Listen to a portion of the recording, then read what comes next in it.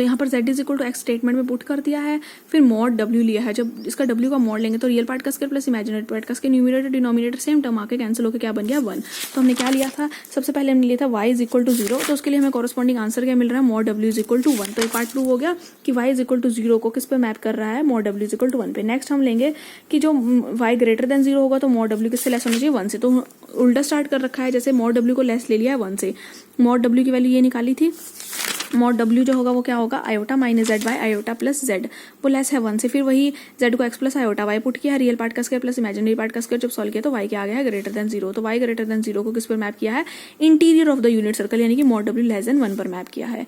Next example number 12, find the image of mod w is equal to k and argument w is equal to alpha under the transformation w is equal to this where a is any real positive number. हमें क्या निकालना है, image निकालनी है। किसकी image निकालनी है, mod w जो है वो k की इक्वल होगा और आर्ग्यूमेंट w का किसकी इक्वल होगा, अल्फा की इक्वल होगा। सबसे पहले w स्टेटमेंट में दिया हुआ है, हम w को लेकर के क्या चलते हैं, हमेशा z को हम लेकर के चलते हैं r ई रेस्ट पावर आयोटा थीटा, और अगर w लिखना हो तो या तो ये लिख देते हैं रो ई रेस्ट पावर आयोटा फाई लिख देते हैं, या फिर कहीं जगह पर अगर ये z नहीं यूज़ कर रहे हैं तो सिर्फ यहाँ पर थीटा लिख देते हैं। अगर दोनों हमें वैल्यू चाहिए तो हम यहाँ फाई लिख देते हैं।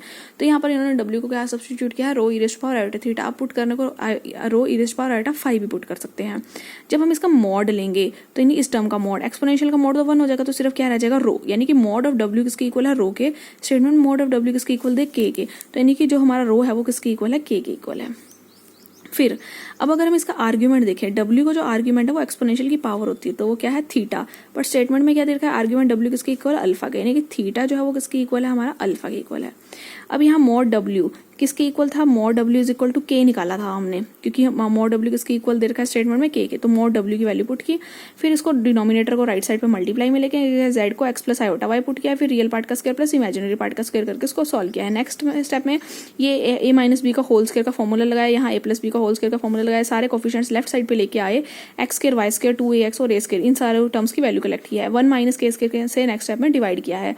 तो जो इक्वेशन बन रही है सर्कल की इक्वेशन बन रही है, फैमिली ऑफ कोएक्सियल सर्कल्स की इक्वेशन बन गई। नेक्स्ट अब हमें पता है w किसकी इक्वल था, rho e raised to power iota theta, तो ये वैल्यू पुट के w is equal to rho e raised power iota theta. और वैसे भी w किसकी इक्वल है, z minus a by z plus a, यानी कि यहाँ से हमने इक्वेशन नंबर 1 और 2 से दोनों की राइट साइड को इक्वल पुट कर दिया है। फिर इसको मल्टीप्लाई में लेकर के फिर इस दोनों तरफ हमने लिया है लॉग। जब हम लॉग लेंगे तो ये बन जाएगा log rho e raised to power iota theta, तो log m plus log n, log rho plus log e raised to power iota theta. Log और एक्सपोनेंशियल कैंसिल हो जाएंगे, क्या रह जाएगा, आयोटा थीटा। राइट साइड पर भी जब हम लॉग लेंगे तो बनेगा log z minus a minus log z plus a, और z को पुट किया है x प्लस आयोटा y, तो z माइनस ए जो था, z क्या था, x plus iota y minus a, तो न्यूमिनेटर में आएगा log x minus a plus iota y minus, denominator में प्लस ए था तो बन जाएगा x plus a plus iota y।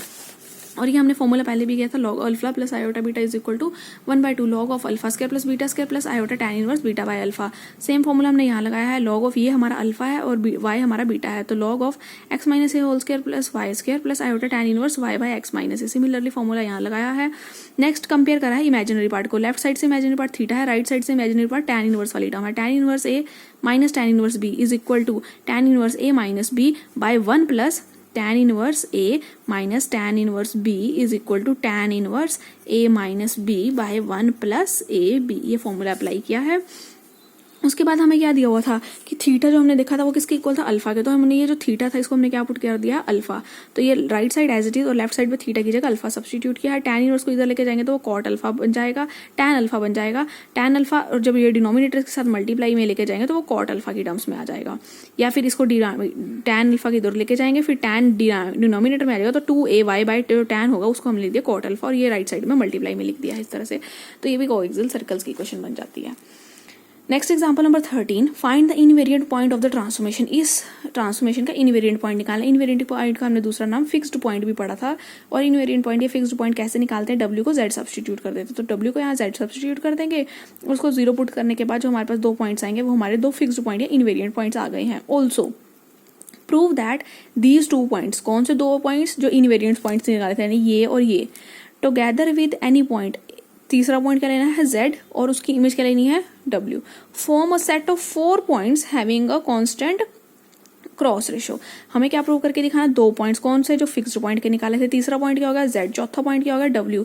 4 points ले लिए, 4 पॉइंट्स का जो सेट बनेगा जब हम इसकी क्रॉस रेशो निकालेंगे तो वो क्रॉस रेशो किसके इक्वल आनी चाहिए, कांस्टेंट। ये हमें पार्ट प्रूव करके दिखाना है। पहले फिक्स्ड पॉइंट निकाला, अब z1 z2 z3 z4 4 points अगर दे रखे तो उनकी क्रॉस रेशो इस तरह से निकालते हैं।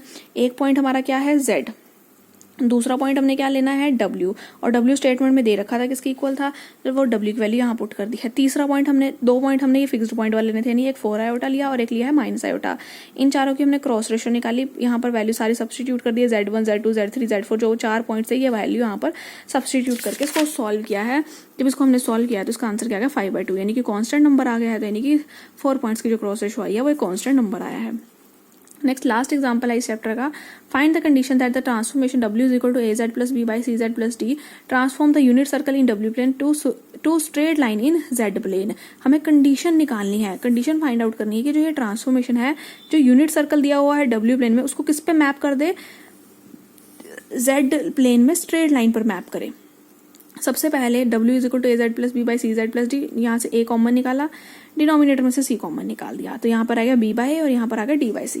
अब क्या दिया हुआ है, यूनिट सर्कल w प्लेन में, यूनिट सर्कल w प्लेन का मतलब होता है mod w is equal to 1, तो मॉड w को क्या पुट कर दिया 1, यहाँ पर मॉड लिया उसकी वैल्यू 1 आ गई, इसका मॉड लिया वो राइट साइड पे लिख दिया, इसको क्रॉस मल्टीप्लाई में लेकर गए तो वो बन गया c बाई a। अब हमें पता है कि अगर z प्लस अल्फा या z माइनस अल्फा हो या प्लस माइनस अल्फा हो, प्लस माइनस इस तरफ से बीटा और राइट साइड पर हमारे पास क्या हो k, तो अगर तो k 1 की इक्वल है तो वो स्ट्रेट लाइन बनता है, अगर k 1 की इक्वल नहीं है तो वो सर्कल बन जाता है। बट हमें z प्लेन में हमें क्या चाहिए, क्योंकि ये z में आ गया आंसर, तो ये z प्लेन में हमें क्या चाहिए, स्ट्रेट लाइन चाहिए।